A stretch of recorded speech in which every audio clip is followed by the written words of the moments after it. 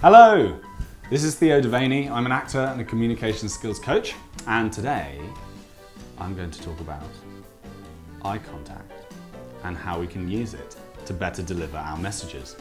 Eye contact can be quite a tricky area because we're not quite sure whether we're using it too much and sort of scaring people, whether our eyes are too wide or they're not open enough, or whether we're not using it enough and sort of how we come across. Do we seem evasive, or are we coming across as dishonest if we don't make eye contact? These are all questions that people have. So today, I just want to try and engage with this in a small way. So in English, most of the time, we use eye contact to deliver the most important parts of our message. Usually, those moments come on the most important words that we're speaking, the words that carry the most important part of our message. They usually come at the end of phrases or of sentences. For example, if I were to say to you, this morning I woke up and for breakfast I had an omelette.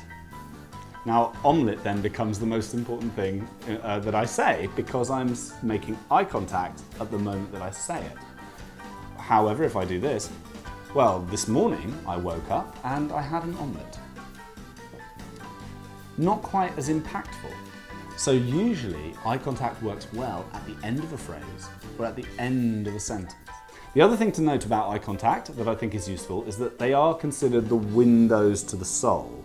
This means that if we do engage our eyes and really look at people when they're speaking to us, it gives people a sense of confidence in us, of trust, because we are willing to allow our feelings to be seen and shared. The other thing is when you're speaking to people, making eye contact with them makes them feel that you're really delivering the message to them. But as I've said before, if you're continually sending your eye contact to one person, it can feel quite aggressive. So try when you're delivering a speech or you're delivering a pitch or you're having a really engaging conversation, try and let the eye contact land when it's most effective. The third thing to think about with eye contact is whether you're having your eyes wide open or whether you're having your eyes shut. One thing that's quite important is that you keep your eyes fairly still.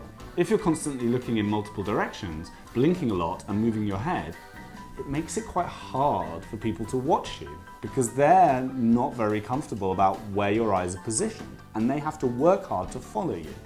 As ever with communication, the easier you make it to watch and listen to you, the easier it is for you to communicate your message. So I hope that's been useful. Thank you very much for watching. As ever, please subscribe if you would like to hear some more tips. Have a great day.